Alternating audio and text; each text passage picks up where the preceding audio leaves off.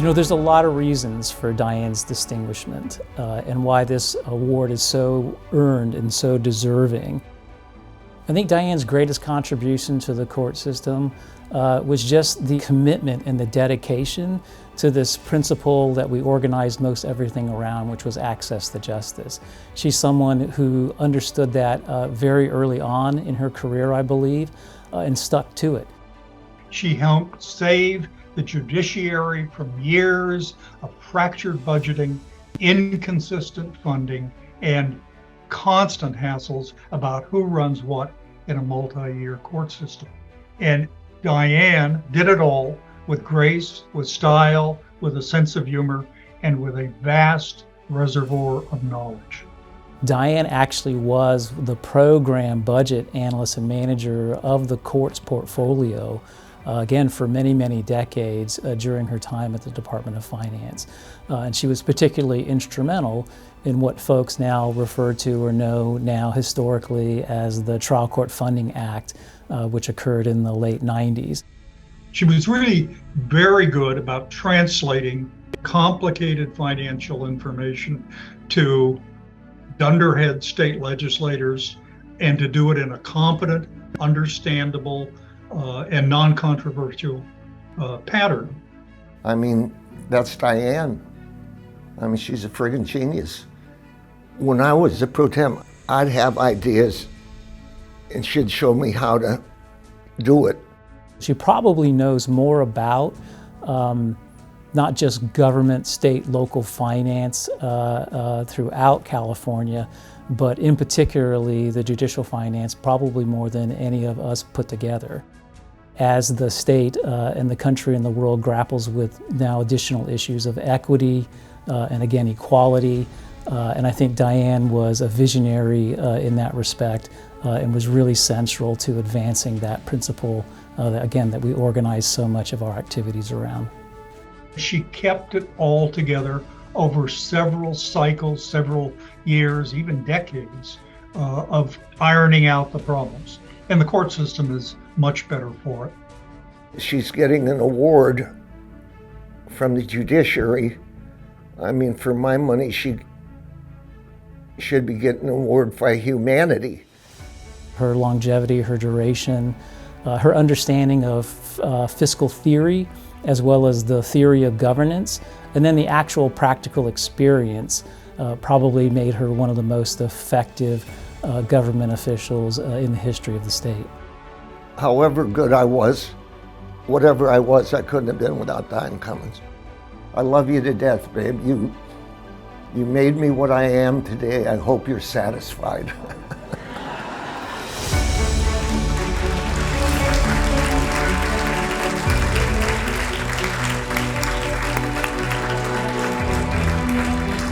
To present the award to Ms. Cummins is our own Administrative Director, Mr. Martin Hoshino.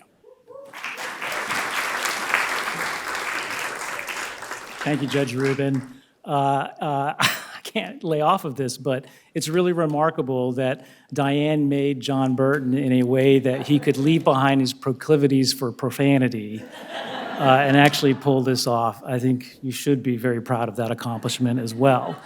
I get the opportunity to do a bit of a reveal of my relationship with Diane. Not only is it about the judiciary, she has taken on some of the most thorny, most difficult, complicated things in California government. It's the Health and Human Services assignment, it's public safety assignments.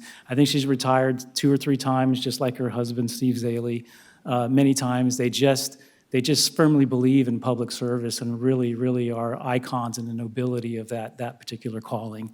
The best part of this award is Diane is an incredibly humble and human being, and she is absolutely hating this moment and dying to my left right now, which is all the more reason to make her a victim of this conspiracy with all of those other folks involved to shower on her the praise and the accolades that she certainly deserves. The other thing I would like to tell you is that I am a product of the Diane Cummins School for hard-charging, sometimes dunderheaded bureaucrats in the state capitol. There is a cadre of us who were essentially raised by Diane throughout our careers, both early on and in the middle. And I mean really raised. I mean, when we were doing it right, we were told we were doing it right, and when we were doing it wrong, we were told we were doing it wrong. And we had that kind of relationship with her. We play a game every now and then still, and I still do it today when there's a thorny, difficult problem to solve, as Senator Burton was describing, of, what would Diane Cummins do in terms of approaching it? And she's been that influential, and it's something that people know about. This is probably the most spectacular, most accomplished, most influential person you may have never have heard of, but you certainly have here tonight. Diane.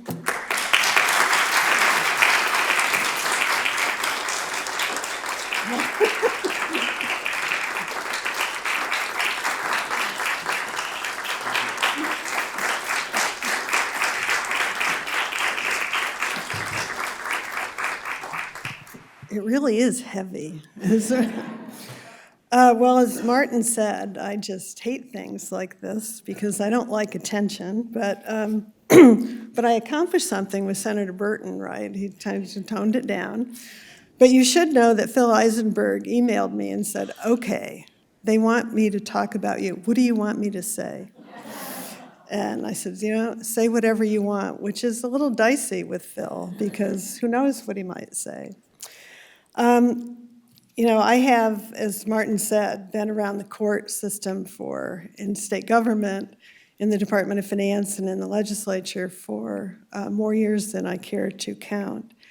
And I got the privilege in my career of working on a lot of big public policy issues. And I was surrounded by bosses, both elected and non-elected, who allowed me to do the work that I like to do and backed that work. And then I was surrounded by colleagues who sometimes we argued about things, sometimes we just fed off each other and came up with much better ideas. And two of them are certainly here in the court system. One is Martin, and the other is Shelley Curran, who I worked with when Senator Parada was pro tem.